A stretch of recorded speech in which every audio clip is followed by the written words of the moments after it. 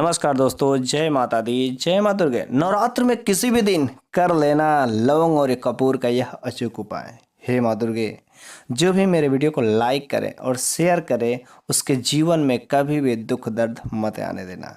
और जो भी भक्त इस लौंग और कपूर का इस नवरात्र के किसी भी दिन अगर कर लेगा यह उपाय, जो आज के इस वीडियो में मैं जो आपको बताने जा रहा हूँ, हम गारंटी के साथ कह सकते कि आपके जीवन के जो भी दुख दरिद्रता है, गरीबी है, यूं ही नाश हो जाएगी।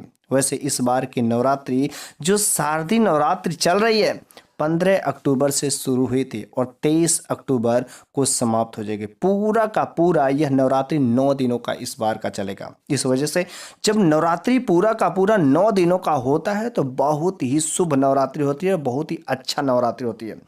इस बार की शारदीय नवरात्रि में कुछ विशेष तरीके से, खास तरीके से अगर इन उपायों को कर लें तो यकीन मानिए आपके जन्मों जन्मों की गरीबी खत्म हो जाएगी। वैसे शारदीय नवरात्रि का विशेष तरीके से खास महत्व होता है हमारे जीवन में। अगर इन कुछ उपायों को कर लेते हैं तो बहुत ही अच्छा होता है। वैसे साल भर में पूरे के पूरे 4 नवरात्रि पड़ती हैं, 2 गुप्त नवरात्रि, एक शारदीय नवरात्रि तथा एक चैत्र नवरात्रि, जिसमें से एक चैत्र वाली और शारदीय नवरात्रि का विशेष महत्व लोग मानते हैं। 15 अक्टूबर को यह शारदीय नवरात्रि इस बार 2023 में जो लगी है बहुत ही फलदायी है, क्योंकि इस बार माता रानी बिल्कुल ही हाथी पर सवार होकर के जाती है और इस बार का जो भी उपाय किया जाएगा वह कभी खाली नहीं जाएगा। नवरात्रि का जो पर्व होता है उसमें माता रानी की शक्तियां अति जागृत अवस्था में रहती हैं और उसके साथ साथ माता रानी धरती पर आती है और हाथी पर आ रही है। अत्यंत कई प्रकार के जो है ऐसा शुभ योग बन रहे हैं। अगर इन नवरात्रि में अगर कोई भी भक्त माता रानी को प्रसन्न करने के लिए छोटा सा कोई भी उपाय कर लेता है तो माता रानी उसकी झोली में जो कुछ भी मनोकामनाएं रहती है यूं ही पूरी कर देती है। और जब भी शारदीय नवरात्रि में अर्थात माता रानी हाथी पर सवार होकर के धरती लोक पर उतरती है, उस बार बहुत ही शुभ नवरात्रि होती है और भक्तों के कल्याण के लिए ही आती है। वैसे हर भक्तों की मनोकामनाओं को पूरा करती हैं। हिंदू धर्म में साफ साफ लिखा है कि नवरात्रि के दौरान अगर थोड़ी सी भी कोई भक्त पूजा कर लेता है, नवरात्रि में माता रानी को प्रसन्न करने के लिए गुड़हल का फूल चढ़ा देता है, उनके मंत्रों को जप कर लेता है, तो बस व्यक्ति के दुख दर्द यूं ही कट जाते हैं। कैसा भी कष्ट हो, विघ्न परेशानी हो, खत्म हो जाते हैं। और इस नवरात्रि के शारदीय नवरात्रि के दौरान दोनों हाथों से हमारी माता दुर्गा अपने भक्तों पर कृपा बरसाती हैं और जो भी भक्त उनकी पूजा करता है श्रद्धा भाव से, अगर उनका भक्त करता है, व्रत करता है, उपासना करता है, खंड दीपक जलाता है, कलश की स्थापना करता है, तो माता दुर्गा तो अति प्रसन्न हो जाती है। अगर उस दौरान अगर कोई उपाय भी कर लेता है तो इसके लाभ बहुत ही अच्छे भयानक होते हैं।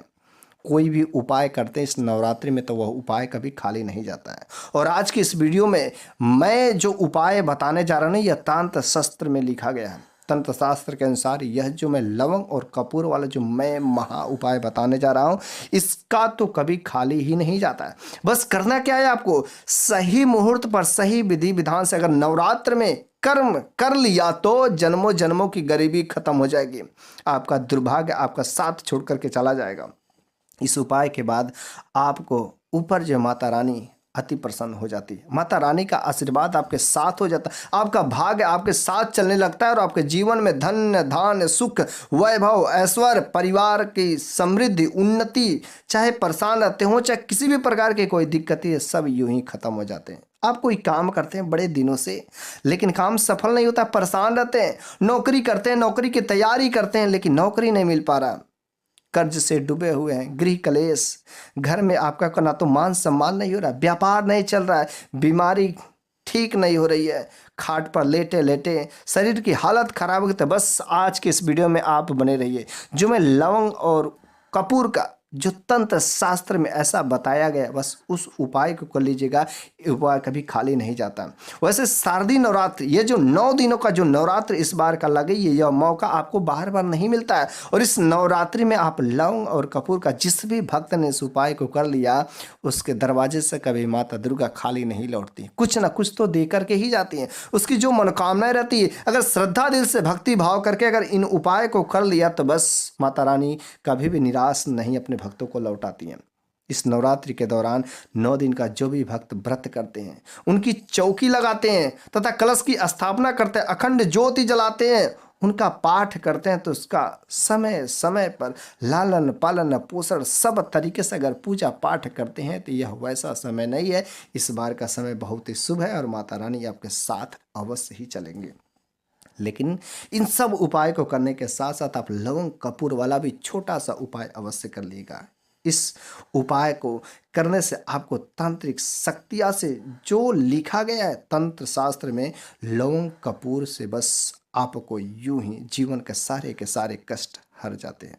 वैसे 2-4 लवंग आपके जीवन को कैसे बदल सकते, शायद आपको भरोसा ही नहीं होगा। कैसे भी मनोकामना बस 2-4 लवंग और कपूर यूं ही कर दीजिएगा, सारे के सारे कष्ट खत्म हो जाएंगे। लेकिन आखिर ये लवंग और कपूर क्यों, आखिर दूसरा कुछ क्यों चीज़ नहीं, आखिर कैसे मिल सकता है इतना अच्छा आपका वरदान। लवंग जो है माता रानी को अति प्रिय होता है और जिस पूजा पाठ में लवंग का प्रयोग किया जाता है वह पूजा सफल हो जाता है, वह काम जो सिद्ध हो जाता है, उसका लाभ अवश्य ही मिलता है। उसके साथ साथ यदि कपूर को देखा जाए तो सनातन धर्म में कपूर जो बहुत ही पवित्र होता है और माता लक्ष्मी का अति प्रिय होता है। इस वजह से पूजा और पत्रिका में पूजा पाठ में लवंग और कपूर का इस्तेमाल जरूर ही किया जाता है और जिस पूजा पाठ में लवंग और कपूर का प्रयोग नहीं किया जाता है वह पूजा अधूरी मानी जाती है और माता लक्ष्मी कभी प्रसन्न नहीं होती। वैसे शारदीय नवरात्रि में बस आपको करना क्या है, 2 लवंग और 3 कपूर का यह उपाय करना। बड़े सिंपल सा, कहीं पर भी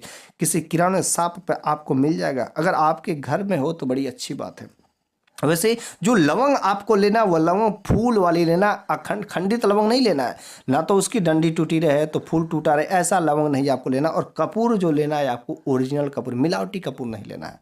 आपको दुकानदार से कहिए कि मेरे को प्योर कपूर चाहिए, 2 रुपया महंगा पड़े तो ठीक है, क्योंकि यह उपाय किसी डुप्लीकेट चीज़ से नहीं करना, किसी मिलावटी चीज़ से नहीं करना, सही तरीके से करना है। तो आपको फूल वाली लवंग लेना और सही कपूर जो अच्छे से जले। और कपूर अच्छा पहचान कैसे होता है कि जब कपूर जलता है और जलते जलते वह लिक्विड में बदल जाता है, तब समझिएगा कि वह कपूर अच्छा है। नहीं तो कुछ कपूर जलते नहीं है, पकड़ते नहीं जल्दी, तो ऐसा कपूर आपको बिल्कुल ही प्रयोग नहीं करना है। मैं अपने सभी भक्तों से और जो भी इस वीडियो को देख रहे हैं, मैं उनसे विनती करता हूं कि आप इस वीडियो के अंत तक जरूर बने रहिएगा। और माता दुर्गा से हमेशा कामना करूंगा कि जो भी मेरे वीडियो को देखते हैं, मेरे वीडियो को लाइक करते हैं, उनके जीवन में कभी कोई दुख दर्द मत आने देना। इस वजह से आप वीडियो को लाइक कर दीजिए और साथ में सब्सक्राइब तो कर ही लीजिएगा। वैसे माता रानी का यह जो नवरात्रि का त्यौहार है, शारदीय नवरात्रि है, ये बहुत ही अच्छा नवरात्रि है। तो चलिए कमेंट बॉक्स में लिख दीजिए अब जय माता दी, और हम लोग उस लवंग और कपूर वाला अचूक उपाय को जान लेते हैं।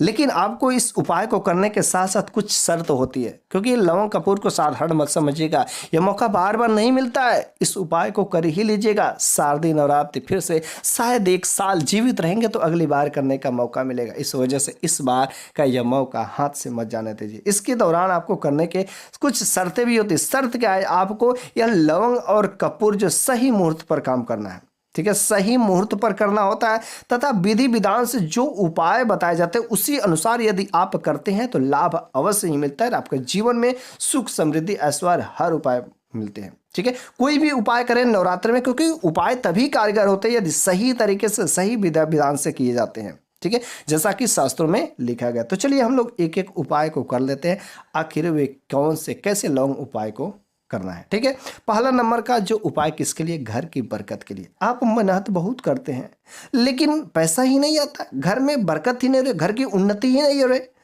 मेहनत करने के साथ साथ आपको उतने पैसे नहीं मिलते हैं जितना आप मेहनत करते हैं। आपके घर में नकारात्मक शक्तियों का वास हो गया, और आपको पता है कि जहां पर नकारात्मक शक्तियां रहती है वहां पर कभी देवी देवताओं का वास नहीं हो सकता। इस वजह से आपके घर में सकारात्मक ऊर्जाओं का संचार होना बहुत जरूरी है।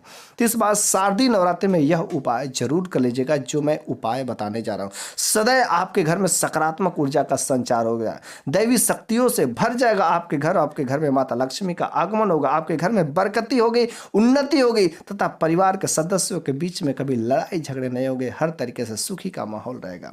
आप जो नवरात्र में किसी भी दिन कर लेना, दूसरे दिन, तीसरे दिन, चौथे दिन, 5वें दिन, नवरात्र में किसी भी दिन करना, जब से शुरू करना, अंत तक जो है करते रहना। यदि नवरात्र के 9 दिनों यदि काम कर देते हैं तो आपको सिद्धि प्राप्त हो जाती है। करना क्या है आपको, सूर्यास्त के बाद, ध्यान से सुनिएगा क्योंकि ध्यान से सुनेंगे, अगर समझ आता है तो बड़ी अच्छी बात है, इससे कहीं नोट कर लेते हैं तो और अच्छी बात है क्योंकि भूल जाते हैं।